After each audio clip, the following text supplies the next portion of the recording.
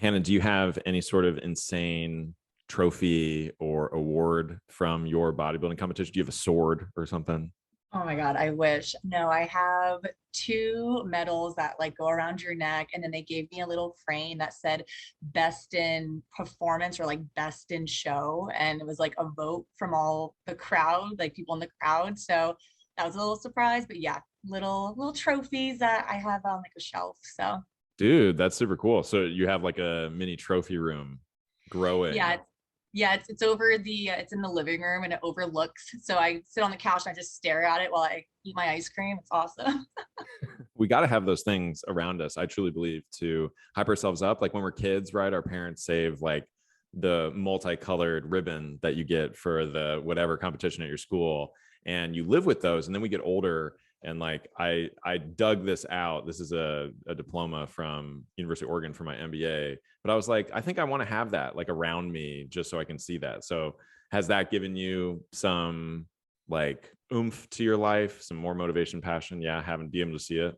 Yeah, to see it and be like, oh, I did that. And it's kind of like the same level of like having a vision board, in my opinion. It's just like that reminder of like we're working towards something. 100%. So if you're picking up what we're putting down, Hannah, Coach Hannah from DLDNation, you guys may remember her from one of the most listened to podcasts of all time on Shots to Dome previously. We'll link that in the show notes. But Hannah recently competed in a bodybuilding competition, and we've been talking about having her on to the show to talk about not only her experience, but what she's learned, things that have helped her in fitness in general, and things that can help her clients and can help you, dear listener, because whenever somebody does something to the nth degree and has to do something on difficult mode on the boss level, we can all learn from it. So diving right in, Hannah, what motivated you, inspired you? Like, why did you want to dive into competition? Yeah, so of course, like Instagram really includes a lot of that type of like bodybuilding and like bikini prep. And that's just like my area that I get drawn to. And I just think it's like so badass. And so for the longest time, I was following a lot of pros and people that just shared the journey. And I just like loved it. I was like, wow, they are so hardworking. They just have no excuses. And so I loved following that. But then working as not working, but being a client with DLD, I remember hitting all these like milestones and seeing my body transform. And so like that was awesome, loved it. But then I was like, what can I do if I just take it to the freaking extremes? Like, what can I learn? What can I become? What can I like, what could happen? And I always had like the what ifs. And so I remember it was honestly this time last year, I came back from the DLD coaching retreat and I was like, I've been dreaming about this for so long. Screw it, let's freaking go. And so I just signed up with a coach and just like dove in, like didn't even second guess myself. I really like the reason, the impetus for the competition is that you really wanted to max out your potential and see how far you could take it. I can definitely vibe with that with my swimming career, swimming in college, and just seeing how far I can take this when I really put my mind to it and put my all into it, which I think is super cool. But like you mentioned, you were a DLDNation client. Spoiler alert, I was your coach, and you and I DM'd for quite some time about your decision between diving right into competing versus joining DLDNation, starting out with a lifestyle coach. What kind of advice would you give somebody who, let's go back in time, Hannah, circa what, like 2019? What would you tell somebody who's thinking like, I do want to compete, but I don't know, should I start with a competition team? Should I start with a lifestyle team? Yeah, so I'm really thankful and grateful I dove into just like the lifestyle client aspect first before going all into like a prep journey, because you're going to learn, you need to know macros, you need to know what like discipline is and structure. And if you don't already have that, then it's going to be so much harder in prep. So being able to like have a coach, it's like, okay, I'm used to doing check-ins. I'm used to tracking all of these data points. And that translated really well into prep. Also like checking with you, like you don't want to disappoint your coach. So yeah, so it's like with prep too, it's like you have this deadline. And so you're not trying to give them a mediocre check-in, which in a lifestyle, like that's okay. We know that there's gonna be like hard weeks and we're not all or nothing, but we have to make that switch when you go into prep. And it's just you have to be all or nothing. So I'm glad I did like the DLD coaching first to like know what the expectations are. And then it just, like I said, translated well into prep. And so I highly recommend that to anyone that's never tracked macros or never has worked towards 10K steps or anything like that. Start with like a lifestyle coach and it'll make it that much easier. I really appreciate you mentioning that, Hannah, because that's the same thing I would say. I appreciate you trusting me on that because that was my contention when you and I were DMing. I was like, hey, why don't you start on my team? We can help with sort of the nuts and bolts, like all the things you're going to have to do really, really well for the competition team or competing rather. And then we have so many friends in the bodybuilding competition industry. I was like, I can point you in the right direction for people who can help with that. But I even remember we would have check-ins like anybody in DLDNation. They go on a 3-week or a 3-day vacation rather, like a long weekend. They come back and they're like, oh, you know, I like hit one workout, but I didn't get as many workouts in. I like went over my macros a little bit. And I remember responding to that being like, yo, dude, fuck it up, enjoy the vacation. But I would end with ... And this is not going to be okay when you start competing. And so thankfully this sort of got you prepared. But did you notice that working with your coaches competing, you'd come back and they'd be like, awesome, like you got to be on point? Yeah, like vacations or going away out of town, anything, like you are prepping your food. You're living out of containers. Whereas in a lifestyle, like you get to have that flexibility. But it was nice for you to be like, yeah, this is fine now, but just remember in the future, like this is going to be a little switch. Also looking back to, I'm glad I didn't dive into that prep journey back in 2019. For one, like the pandemic really screwed with like bodybuilding and shows and stuff, but I was not in the right mindset. And like who I am when I was starting to work with you is a whole lot different now. And so I think prep would have broke me honestly back then. So it's like your mindset help and how much you've helped me mentally literally helped a lot with like the prep. And I don't think I really told you that much, but like huge thing. Huge That's difference. kind of you. I received that compliment. I think also I have to give credit to people around me like Dylan and Lauren Bear, who I know you coached with. We'll get into a little bit more, but I didn't compete in a show. I competed with myself to then go to a music festival, which is a fun conversation topic that Hannah and I will get into later. But we've also been fortunate to have coaches in DLDNation who have experience with competing. We've also had some clients. Dayla and my network, like I've mentioned, we have a lot of people who have competed and we've gone on trips with them. And so, for instance, sometimes those individuals, when we go out to eat, for instance, we go to sushi, they're getting the cucumber wrapped pieces of sushi because it's gonna allow them to hit their carbs. It's gonna allow them to stay low with their fats. And when we see that, all of a sudden it shows us what's possible. But then also, okay, there is sort of this next level to fitness if I do want to compete. And so, as you were going through your journey, Hannah, did you find that clients were like, oh my God, how are you doing this? Or friends, family? Yeah, they were like mind Oh my blown. God. Yeah, when I went to Pennsylvania to like visit family, I think it was for Christmas, and it was about, I don't remember how many weeks I was out, but like no matter what, when you're in prep, you are living out of containers if you go anywhere. And so I remember bringing 4 days worth of bags. Each bag I Sharpied like day 1, day 2, and that bag had all my food that I had for that day, pre-tracked like a week in advance, honestly. And it was like, you don't think, oh, I have to do this or how can I get around it? You just think I'm doing this, like I'm sticking to this to a T. So my family was always like, what in the hell? But they were so supportive.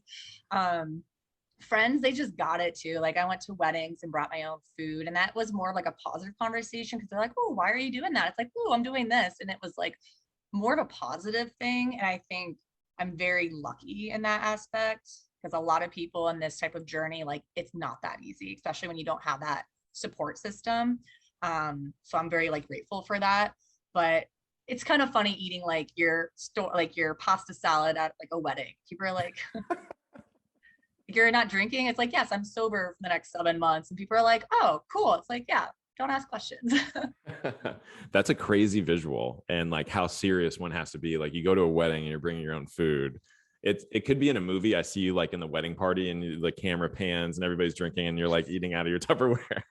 Well, you get to the point, you get so far in your planning that I called the wedding venue to ask if they had a microwave I could use. And they're like, nope, no microwave. So I brought a cooler with me and left it in my car. Like you go, like you say, to the 9th degree, like you literally do that. And kind of a blessing that I'm like a planner at heart. So it worked out. But so when clients come to me about events or anything, I'm like, girl, I got you. We're going to plan today. And that's something that I really wanted to highlight in this episode, is that you having to go to that nth degree and pack a meal to take to a wedding, now all of a sudden everything seems easier. And I also want to highlight what you had said, Hannah, about you called the wedding venue in advance. And I'm just willing to bet that you wouldn't have done that had you and I not worked on, hey, let's find out what's at the hotel. Like, do they have a gym? Do they have a restaurant where you can get some healthy meals? Stuff that we teach in DLD Nation. And so it's really cool that you got to not only bring that with you, but then expand on it and do those things that we don't think about. Like, let me just call the place, let me call the venue and see if they can do that. I'm curious, what was something that you thought you knew about health and fitness that changed from going from lifestyle to competing?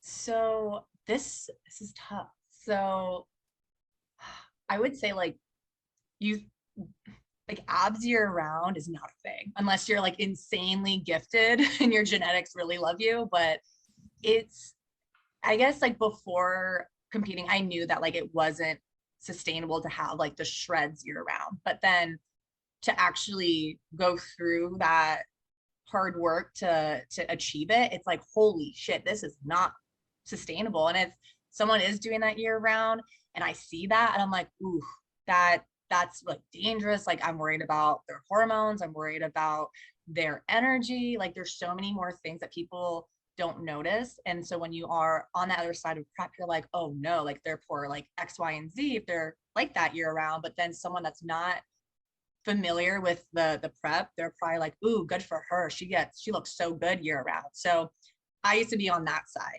before prep, like, oh, they're so lucky, like they work hard. But now what I know, I'm just like, oh no, what's going on? So I think that's the biggest thing. I think secondly, like happiness, this is so cliche, but you can be the smallest person and still be really unhappy.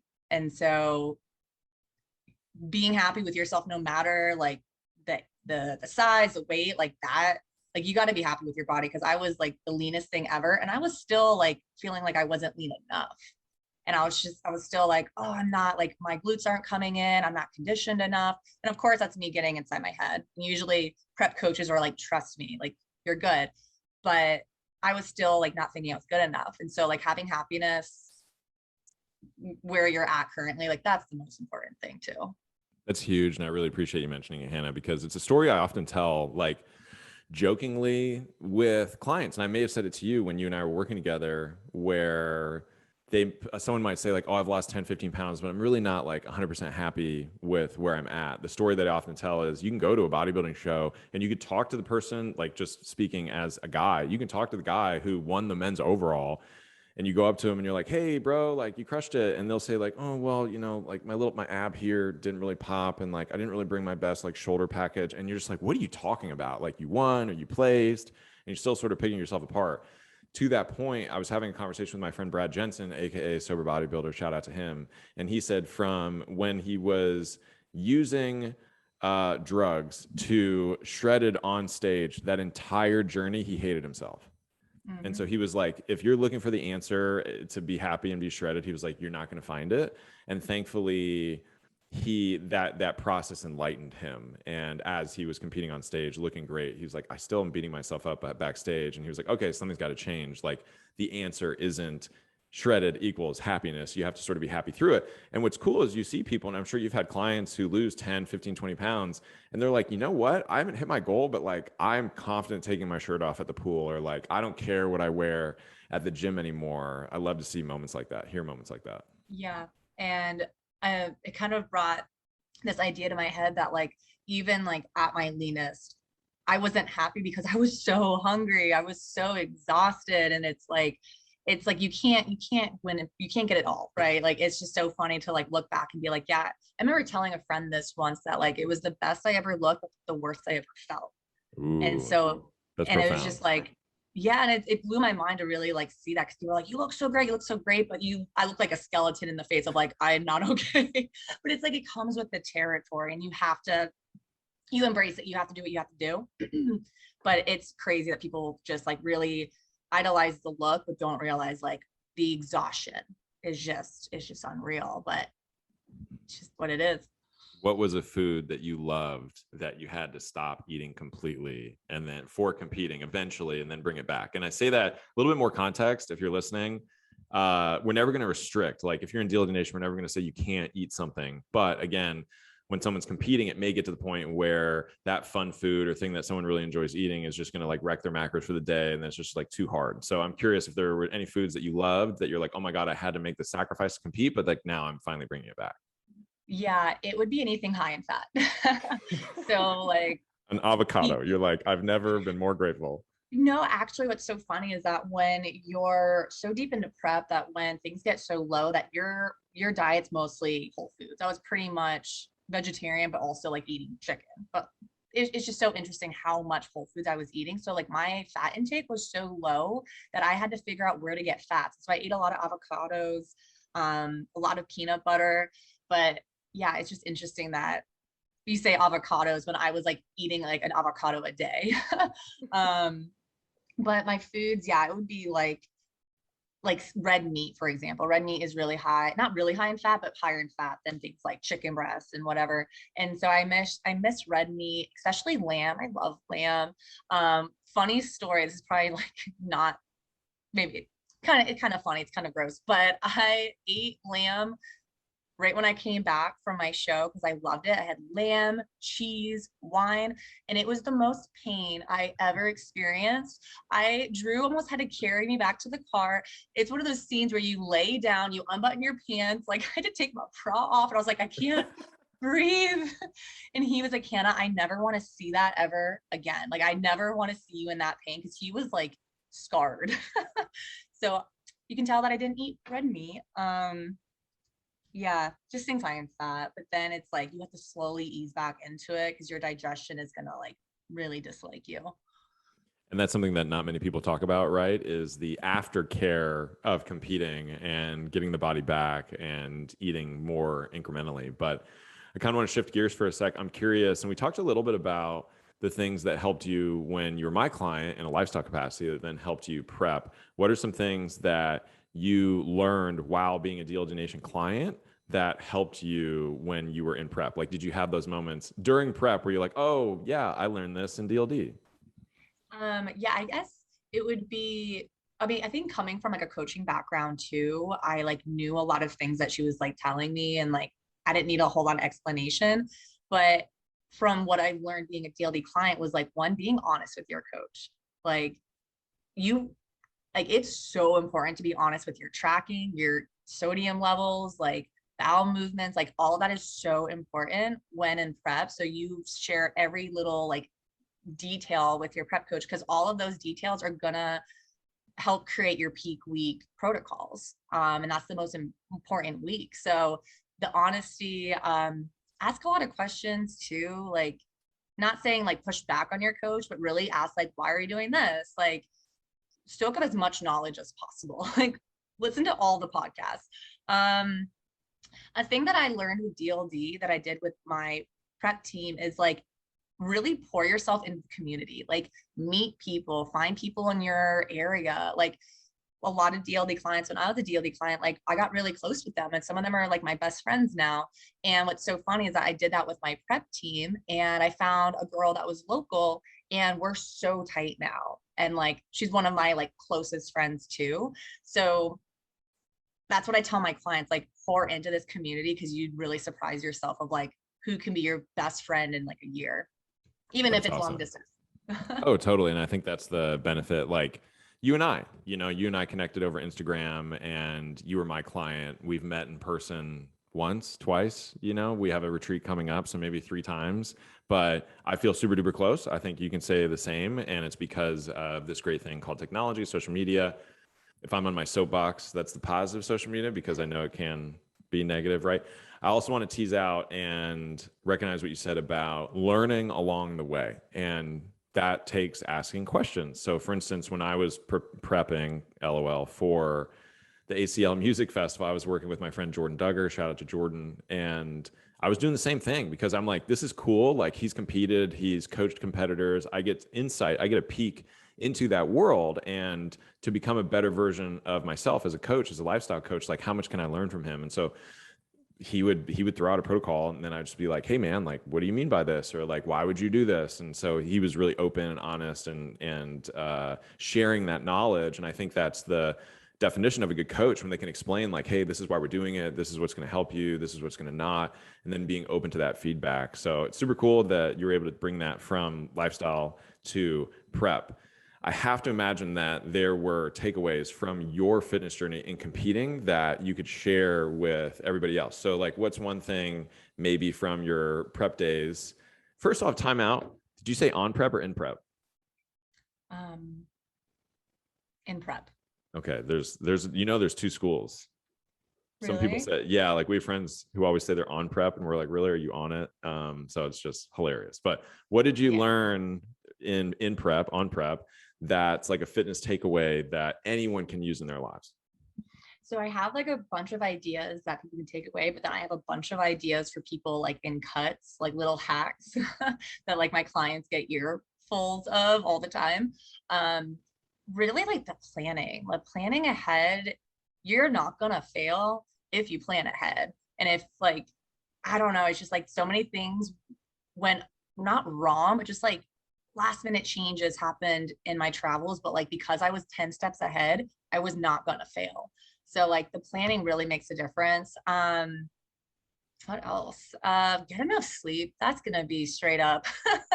Get so much sleep, because I feel like people don't realize like how much stressors we deal with. And I think in our society, it's like the norm. It's like the standard to be just so stressed. And so like never underestimate like good sleep. So that was like huge for me, that I like prioritized. I went to bed at like 8 p.m. every night. Nice. Yeah, it's like the life. Adulting. Has that bled into your normal life, your normal day to day? Like, do you still go to sleep pretty early? Is Drew like, what are you doing?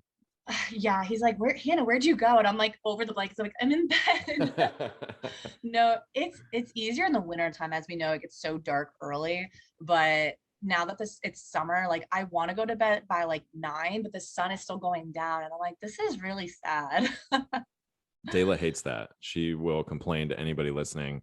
Like, we were talking about how, I guess, as a country, we have like one more fall back and then one more spring forward, and then we're good. And thankfully we get to stop this craziness. But Dayla the other day, she was like, I'm so excited for when we don't have to do this anymore and it won't be as hot and like sun out late. And I was like, babe, I think this is what we're going to. I think like we're switching to that always being the case. And she was like, no. I know. It's like, I thought it was vice versa. Other things too, this is something I really realized at the end of my prep, was like, truly treat yourself to a massage, like get body work done. Especially when someone's like focusing on like growing and just trying to focus on like gaining muscle, like getting those body work, like massages, like at least monthly or bi-weekly, is a game changer.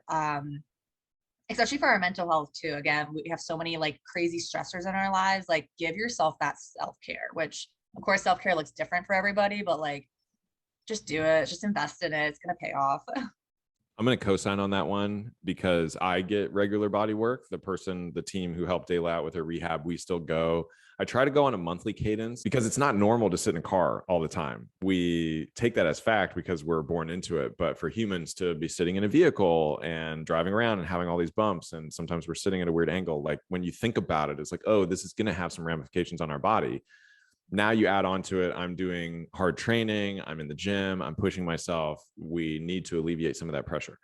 For people listening, you may say, well, hey, Sean, I can't go see someone for monthly body work. That's totally fine. We have these cool things called foam rollers. Thankfully, a lot of gyms have them out and about now. And so if you have 5-10 minutes after a workout, just doing some light foam rolling, some stretching, and take care of yourself. Can I share a really funny story on this point? So because, as you know, Hannah, because you do it too, we're always on our phones and we're always on our computers. And so I started at night, I would just massage my fingers. It's funny because I'll have the blanket up sometimes and Dayla will see the blanket. She's like, what are you doing under there? And I'll take the blanket. I'm like, I'm massaging my hands. Like, get your mind out of the gutter, you know? Cracking my knuckles. Yeah. And so it's just like, I feel good after doing that. And that's something that anybody can do. We were at, the story I wanted to share is Dayla and I last year went to a sex workshop with a ton of friends. You can let your mind wander on that. It was very PG-13. There's nothing crazy, but our friends were going, we did coaching. So we were like, hey, let's do it. Right.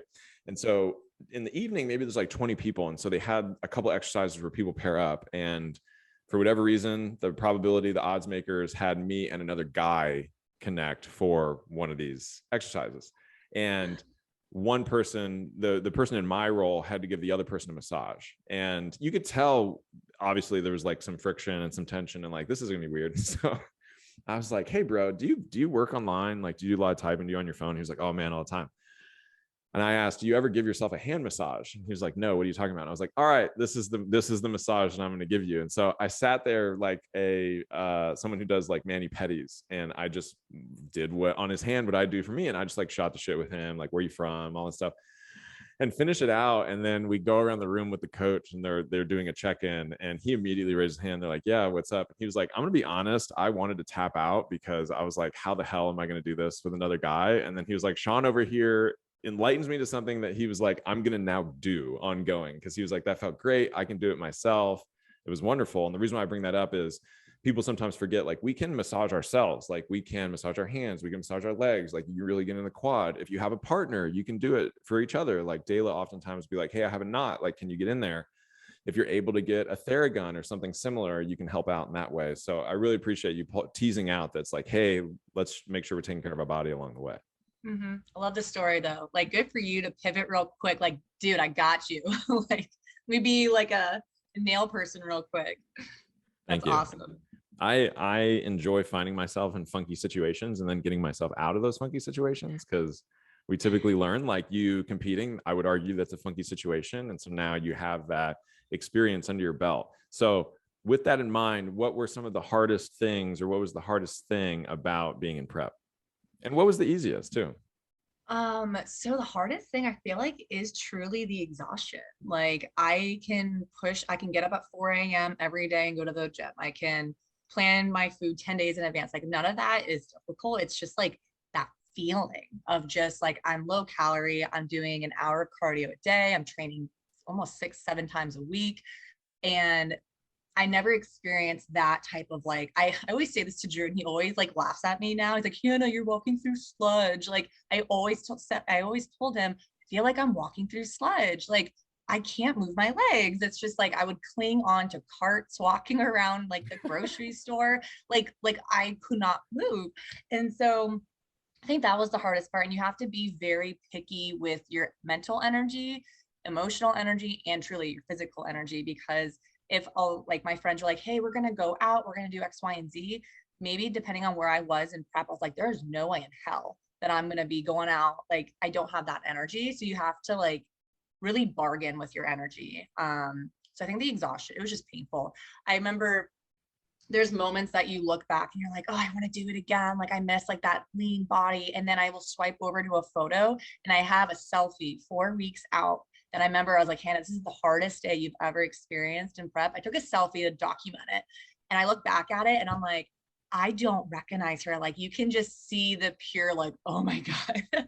And so those were little reminders of like, okay, I don't want to go back to that just yet. So I think that's like the hardest, is just truly like experiencing metabolic adaptation.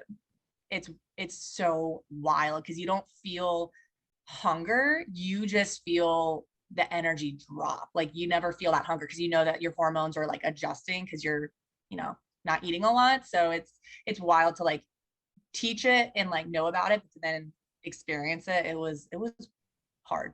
It reminds me of doing anything on hard mode, or like doing anything that we care about that one has to get really serious about and really focus on. When you were talking, Hannah, it really reminds me of growing up as a competitive swimmer and one who wanted to get to college on a scholarship and was able to do it. The high school that I went to in Los Angeles, Palisades High, there's a long stairway that leads up to Sunset Boulevard. So it's like the high school, and there's this, it's like a multiple thing. Like, if you would look at it, you'd be like, damn, that's a lot of stairs, right? And I lived 2 blocks on the top of those stairs. So that's how I got to and from school. However, when we had big swim meets, like we had the LA City Championships, et cetera, my parents would legit be like, can you get a ride home? Like, is there any way you can not go up and down those stairs just to save your legs like the week ahead of your competition? Because that's going to be a big help. And so bodybuilding competition, I think we can put it on the same level as a D1 athlete playing professional sports. Same thing with the friend group, right? Like having friends being like, hey, we're going to go out. And it's like, hey, I have this goal. Like, I really can't. Like, I can't sacrifice that sleep. Even if you're not going to drink, I really need that sleep. I need the day tomorrow. So making some of those sacrifices sometimes is what helps us be successful. And so if that was the hardest part, what was like, was there an easy part of prep? Yeah, I mean, it's like being in an auto mode, just like saying no to things like became so automatic. Not saying no to like friends and events, because you do need to have that balance in prep. And I think you need that in a lifestyle cut too. Like you can't just live in a box and be prep. Like you have to have some other things going on because you'll go crazy. But the easiest thing was really just like saying no to like food that was offered, like not having alcohol for 7 months, but being okay in those events. Like I got to love Diet Coke.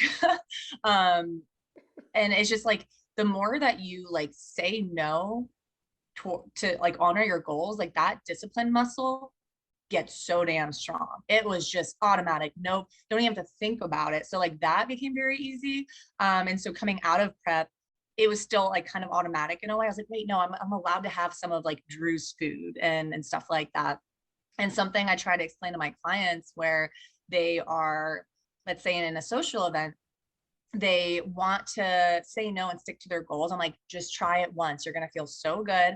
You're going to feel that success the next morning, and then practice it again. And the more that you practice it, it's so much easier because that instant gratification, like in that moment, dies off. And like you have like those goals that are going to be more long term. And like that's what you're working towards. So that, I guess that was the easiest, is just saying no. That's fantastic to hear you say, because I know so many of us have a hard time saying no. Like the quote that Dale and I lived by for a really long time, we try to today, which is, if it ain't a hell yes, it's a no. And sometimes we need to do that to reach our goals. So I really appreciate you touching on that one. My last question, and I'm sure you have some other notes. What words of wisdom would you give to someone who's considering going into prep, who's starting their competition journey? What would you say to them? The first one would be like, do your research. Like before hiring a coach and like starting to invest your time, money, and everything into it, like listen to podcasts, which I think it's Confessions of a Bikini. No, yeah, Confessions of a Bikini Pro, and then Secret Life of Bikini Competitor. Those two podcasts I listen to religiously before prep, and then you do so much cardio that you listen to those the whole time. So like learn as much as you can, and really understand like what you're getting yourself into, and know that it can really suck and that you need to embrace the suck, and know like what can happen afterwards, and just like be prepared for it.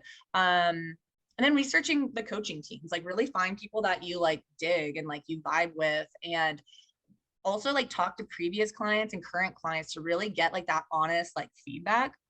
um what else? Oh, this is an interesting concept that I know you can understand too, with like the all or nothing mindset. In a lifestyle, clients, like you want to not live in that mindset, so it's like a nasty cycle, gets you nowhere.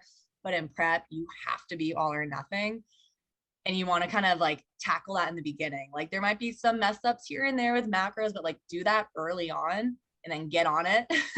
And you have to embrace that all or nothing, because if you're not all in, then like it's going to be a rough prep, and you never want to step on stage and think, I wish I didn't skip those cardio sessions, or I wish I like was on it more with my macros. Like you want to make sure every stone is turned.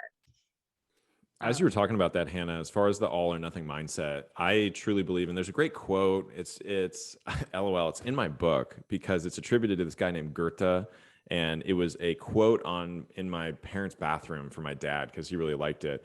But it's something like, when one commits, providence moves too, and it's just like the power of committing to something. And I think it's helpful even for someone in a lifestyle capacity. Like if you're listening and you're like, Hannah's super cool, I want to sign up to work with her, I want to lose like 10 to 15 pounds. I want you to be all in, right? I want someone to be like, hey, Hannah, like, fuck me up on a spiritual level. Like, give me all the macros, give me all the workouts, all that stuff. But then being okay making a mistake, like getting into it, being all in. And then to your point, you know, someone has a weekend where they're like, hey, I went to the wedding and I had the cake and I had the alcohol, whatever. In a lifestyle capacity, it's like, cool, like, sounds great. Like, I hope you had a ton of fun. Like, all right, cool. Now it's Monday. Let's get back on track. Versus in a competition space, you got to be all in and then you got to stay there. There's no, hey, I went to the wedding. It's like, okay, cool. Well, there's an end date to this. It's like when you and I are working together and you were losing like 15, 20 pounds and seeing such amazing results. If you had a weekend that deviated, I was like, it's fine, because if you get to 15 pounds down on this date versus this date, it doesn't really matter. But for competition, like, you have this date ahead of you and there's really no room to, you know, have that screw up. This is a curveball question, because this is a thing that I don't think people think about. How much money did you have to spend on just that competition? Oh man, that's hard. I never really did the math on it, but I mean, everything, it's very pricey. Can I would you have can to, you break down the costs, and maybe then we'll just sort of get yeah, to a ballpark? yeah. So I think coaching, it can really vary. It can be from 250 to 400 a month. Then your heels are a few $100s. Bikini, it can range. It can be from 400 up to $1,200 Wow. for And bikinis. is there a huge difference between that, 400 Yeah. 1200? Yeah, the quality difference, like, you really, like, your bikini is gonna help you or not help you on the stage, like, just like your tan, your makeup, your hair, your nail, like, you're not getting judged on your nails, but like the whole package needs to come together, so you don't want to go on like the cheaper side. So the bikini is very expensive, the most expensive, tiniest material I own. um Supplements, food, that I think was probably like almost $200 a week. um Gym membership, you have like, I mean, while you're losing weight to the point that nothing fits, like, you're going to spend money on clothes that do fit. And then show day is another beast within itself when it comes to like the registration fees. You need your NPC card, your classes alone. If you want to register as many classes so you can get the most time in front of judges and the most experience and practice. So you don't want to just go for one. You need to sign up for as many as you can. So each one could be $150.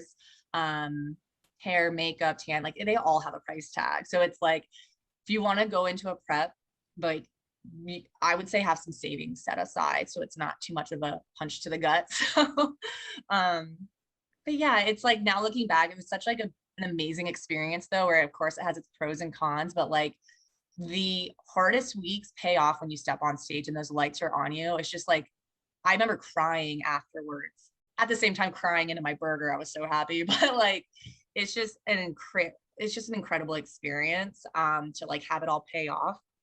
And it's something that I want to do in the future. It's just, there's no time stamp. So Right. I also like how you pointed out, like, being on stage in the lights, like being able to, and I remember you and I talking, because you were saying, like, obviously nervous, also excited for it. And my input was like, hey, just enjoy it. You've worked so hard, everything up to this moment. So it's really cool to have the lights come on, like have people cheering for you, being able to do this thing and like do posing that you've practiced a zillion times. It's very similar to somebody who is, again, just trying to lose 15, 20 pounds. And then they go on a vacation and they're like, oh my God, I can take off my shirt. Like, this feels great.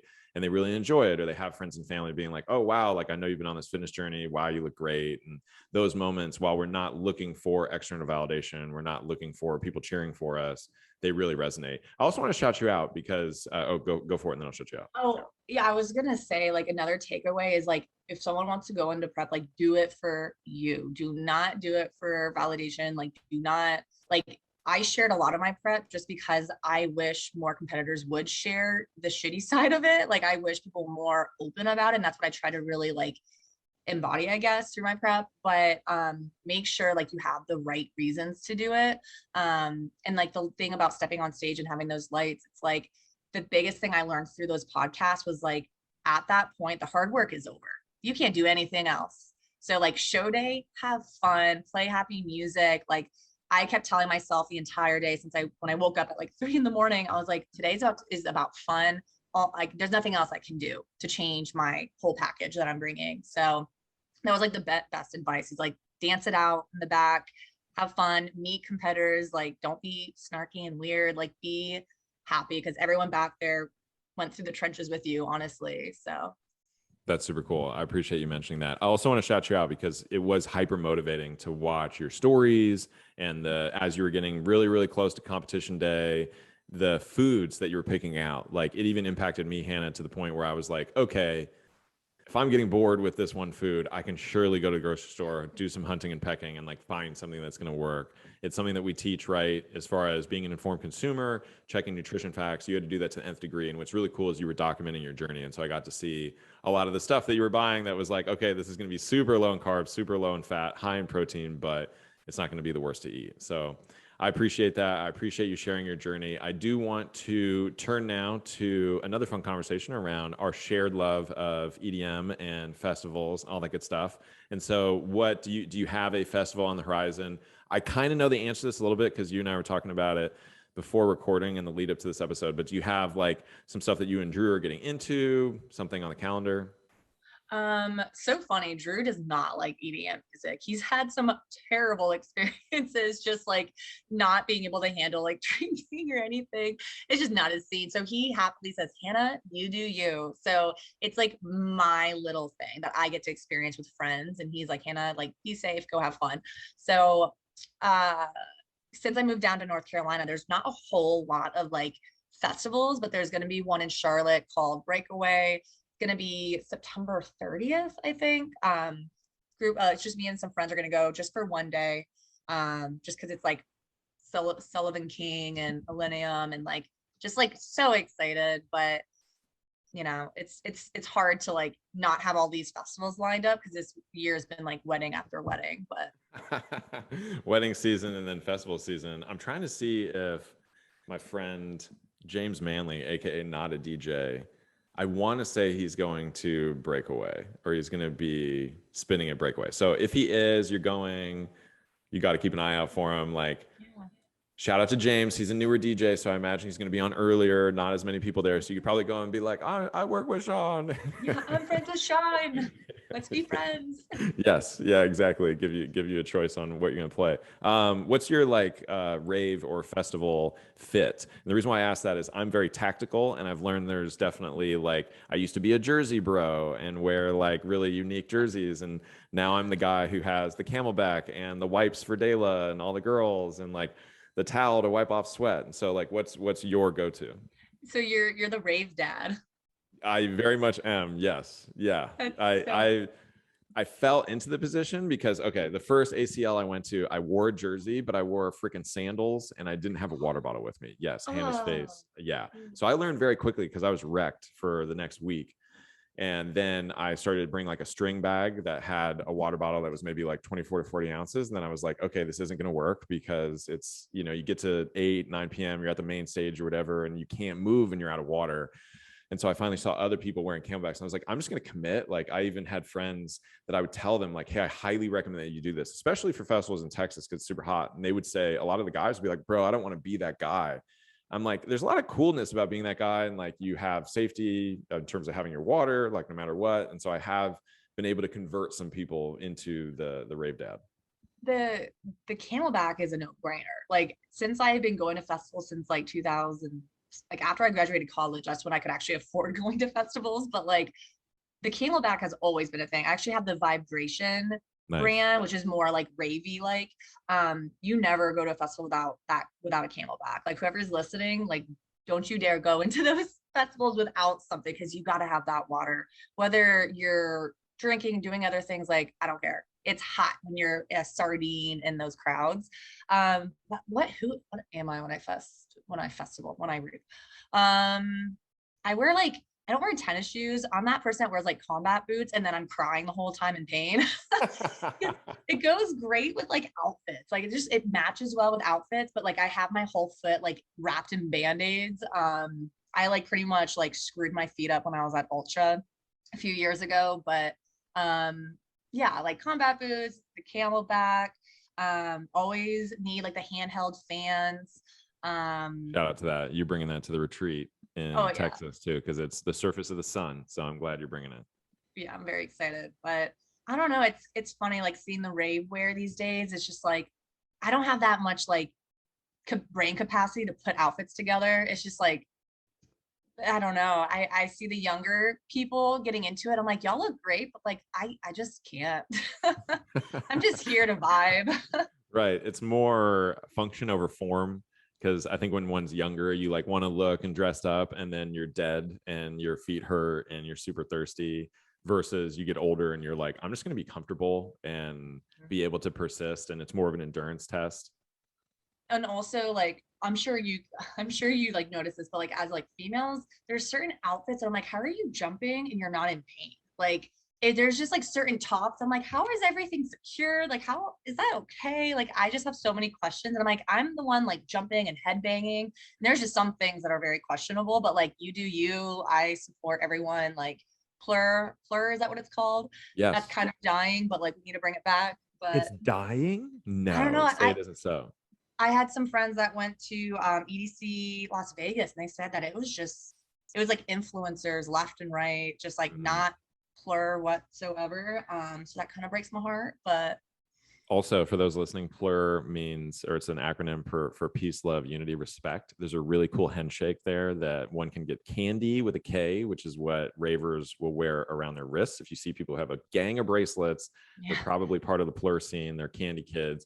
However, they can get a bad rap because some people will have pills on those bracelets. And so I could see that's where I thought you were going, because I thought like, oh, they're cracking down on it. But I could also see things turning into more of like Coachella, where it's just see and be seen and not really there for the show. On the shoes front, the last ACL I went to, and I've worn them since, I got LeBron's, because I'm like, that guy's like 6'8", 260, and they make these shoes for him to run up and down a court. If I'm 6'2", 215, I can like walk up and down a stage and it was the first one, Hannah, where after ACL, everything was sore but my feet. And I was like, this is the first time my feet are good. So shout out to Nike. oh my God, yeah, because like on festival days, you get about oh my God, like 30, 40,000 steps. Like I went Mhm. to Bonnaroo one year, and I was averaging like 55,000 steps a day. And by the last day, like I couldn't move. I was like, we're gonna go for one show, and I have to lay down on the grass. We would come home and foam roll like immediately just to be able to persist and like get up and go the next day. As we get older, Dayla's definitely moved into more of like mom mode, and I definitely want it. I'm going to be that old person at festivals and raves. And so Dayla was like, as long as you sleep here at night, like I'm cool with it, just in like the mom phase. So I am excited. This ACL in October, I'm gonna solo rage. I'm just gonna go one day, and I'm gonna go early. And I splurged and got VIP because Dayla's not going, so I was like, let me do that. I've never done it before, so I'm curious. Have you ever gone solo to a festival? I don't think so. I feel like I have a faint memory like going to a show solo, like a more like low key show. I just don't remember honestly, but it's something I wanted to do like a lot of time just because like I'm a big believer in like don't wait around for people to do stuff with you. Like just freaking go do it. Like I went on a beach vacation solo because I was like, no one can go with me. Like I'm gonna still go. Um, but no, I haven't done that. But you meet so many people, and it's like the nicest community to do such a thing. And I think you're gonna meet, I feel like more people in that situation than if you were with your own big group. Like I think whenever I go to festivals, I'm usually with at least 2 to 3 other people. And whenever we see like just one person near us, like we adopt them or like you're a part of our family now. So you're gonna have so much fun. I know you're going solo. I wish I was local. I'd be like, I'm there with you. I mean, hey, you could still make it. You got Yeah. time. But I'm also, it's sort of like I'm playing a massive home game. Like I'm gonna have so many friends who are going. It's just like Dale and I aren't going, and Gotcha. I do get a little frustrated. This is my like pet peeve. I get frustrated when you go like last year ACL, like we went over to somebody's apartment and we were like, all right, cool, like we're going, and a lot of the people in the apartment hadn't even started getting ready. And so we ended up waiting another hour and a half to 2 hours, and then like go outside and take all these photos. I'm just like, guys, like it's 4 o'clock. I would like to get there with the festival that ends at 10. So I'm really excited to go there on my own and get there when I want to, but then meet up with, because like ACL is more eclectic. So the only EDM is Diplo, Flume, and Sophie Tucker on the day that I want to go. But there's also like Lil Nas X, Pink. Like there's going to be some great shows. I think Death Cab for Cutie might be on that day. So I'm excited. I've told friends in Austin, I'm like, I'll see you at the Diplo stage and like, I'll be on my phone, like connect, but then I'm just going to like bounce, because obviously when I'm with Dayla, like we're doing it together and we're in a group, but if she's not there, I'm like, I'm a free agent. I'm just going to wander around. And that's the best thing too, doing things solo, is that you can leave a set whenever you want. Cause like if you're with a group, especially when people really care about sticking together, like if I'm with people and they want to watch one set, I'll be like, hey, I'll catch you later. Like I know our service sucks. I probably won't find you for a few hours, but like it's such a safe space that like females going around alone in a festival, like it's you're good. Like I always felt safe. And you just have the most time. Like some of the best memories I had at Ultra Miami was when I just like left my group. Like I love the people I was with, but like just kind of doing my own thing. You're like in the best spot because you're like in the crowd where you only have to worry about yourself. You don't have this train of people that you're dragging in. So yeah, it's a good time. I really appreciate how you talked about everybody being super cool and being super friendly. And that's something that I don't think many people know, or people who don't go to festivals, they hear like, oh, don't go to that because there's too many people or it's not going to be fun. But then you go and everybody's super nice. They're willing to help. They're looking out for you. Also, the fact that you kind of make festival fam, #festival fam friends. Like we met Anthony, shout out to Anthony, who has been my client now for like 2 years. And we met him at EDC Vegas because we sort of adopted him. Like he was, like you said, Hannah, there was somebody playing and like he was alone, but we were all getting the music.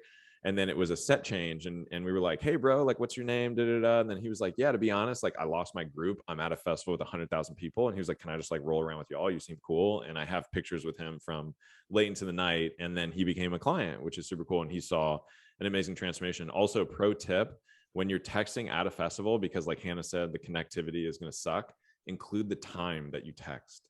So I've always done that. Like if you and I are at different stages, I'm going to be like, hey Hannah, I'm at this stage, it's 5:30. Or like I just put the time at the end. And so then whenever you get it, it's like, oh, this thing finally came through and it's 6:02.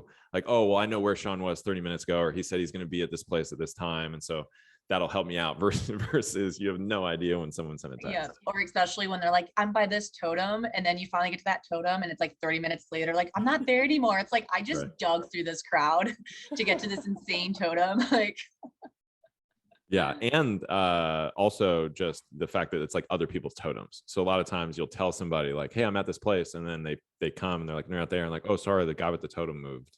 yeah. Yeah. Have you ever made one before? I've never made one. I'm too lazy to like carry it around.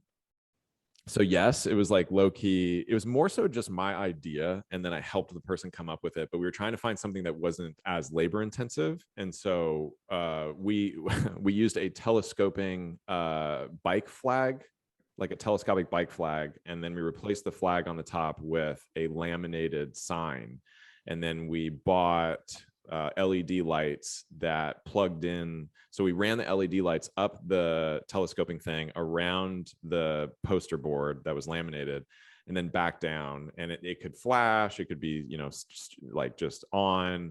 And then that connected into a backpack. Basically, we put everything into this guy's backpack and we like taped it to the back, et cetera, all inside. So when we were all together, he could telescope it into his backpack and zip it up for the most part, and like be fine. And there was a battery pack in there because we had to plug everything in to make it go. But it was super helpful. It was one year when Red Hot Chili Peppers played in Austin, and it was just a zoo. And I texted him and did that thing. I was like, hey bro, like we're heading to Red Hot Chili Peppers. Like, can you throw it up? And so he said when he finally got it, he did that. And then Dale and I, with a couple other people, like way in the distance, we see this thing just like back and forth, like there he is. And so we were able to get to him. So that's the one time I did a totem. Yeah, gotcha. It's such a game changer. It's helpful for sure, but you don't want to be the person holding it. You like want a No. totem, but you want someone else to handle it. Yeah, I just put up like a water bottle in my drink. I'm like, do you see my drink? They're like, no. But What's one artist that you saw at a festival that you were pleasantly surprised, or give me a couple. You're like, I saw this person, it was random, they threw down, I loved it. oh God, that's so hard. There's been just so many. I Right. think it was when I was at Ultra a long time ago, I saw DJ Snake, and DJ Snake's such a generic big name, like kind of, I don't know, kind of reminds me of like Tiesto. Like everyone knows him, he's good, whatever. But he like threw down that I don't want to share this comment, I'll tell you afterwards, but my face was just like ugly, like EDM phase where you're just like, what the heck? Like I was blown, and it was so good that for a year after, I was listening to that set in my workouts. Like Nice. I was obsessed with it. It was like 2000, yeah, I went in 2016. Yeah, highly recommend. But I can't think of anyone else. I feel like I cry at a lot of them, like Porter Robinson, Millennium, not Slander. What's the other one that makes me cry a lot? I don't know. I'm a big Nightmare fan, but yeah, Right. Millennium is where you're just like emotional. What's funny is I've seen Millennium 3 times in person.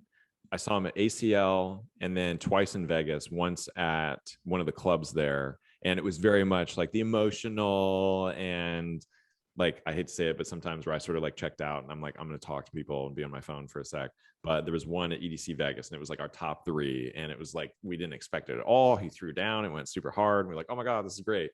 But that same EDC Vegas, Nitty Gritty, I don't know if you've ever heard of him. I've probably heard songs, but not the name. Yeah, get into it because EDC Vegas goes from 7 a.m. to 7 p.m. to 7 a.m. rather, which we didn't really know when we signed up. We thought it would be at like 2 or 3 latest, right? And Nitty Gritty came on at like 8:30. And so we were like, he's super early in the day, quote unquote, and he threw down. So that was great. Major Lazer, Diplo's group, still one of the top 5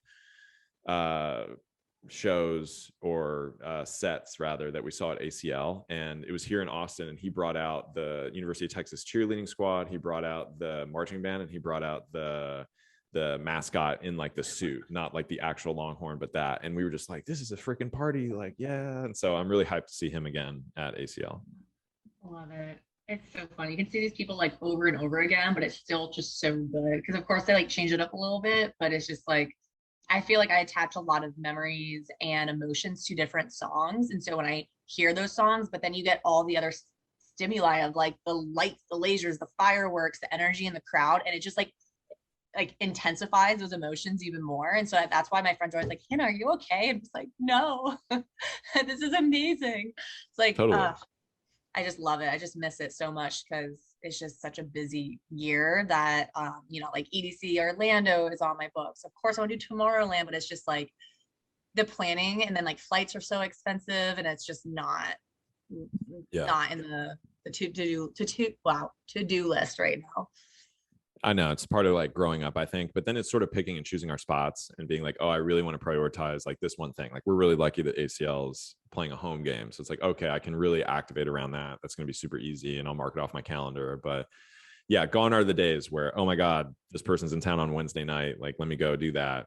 It's like, I'm not going to be able to make that sacrifice anymore. Yeah, it's nice too. Like now that I'm like reversing, I'm able to like go to shows and enjoy things. I'm able to like, I don't know, go on dates and like do all these things that I was like putting on the back burner during prep. And so now that like I'm out of it, I'm like, where are the shows? Like, let's do things. But then like Guys, I'm ready. I know, but then the universe is like, no, you have all these things coming up and you have to travel. It's like, okay, it's fine, but it's like, dang, if only. That's why we have festivals in our kitchen and play music super loud and just shuffle in our living room. And in the gym, just yes, blasting the music. I was, as you know, at the gym before the recording this podcast with you, and I was legit dancing and then being like, I don't care if I look stupid. This is great. Yeah, that's amazing. I went to a new gym this morning and I was like head bobbing and like head banging because I always listen to Subtronics during my lifts. Like their set from EDC is fantastic. And so I'm just kind of like bobbing around and everyone's kind of, this one guy looked at me and he was like, okay, like you good? I'm just like, this is great. Yeah, he's on the same wave. That's awesome. Yeah. Well, Hannah, I really appreciate you spending some time with us, enlightening us to what bodybuilding competition is really like, and then having a fun festival conversation. I'm excited to continue this in person when we have our retreat. But just so everybody knows how to find you, how to connect with you, what's the best way to do that? Definitely on Instagram. It's Hannah Lear _fit. Shoot me DMs if anything resonated and want to chat about prep, or if anyone has like prep questions, like please, I wish I asked more questions. So my DMs are always open.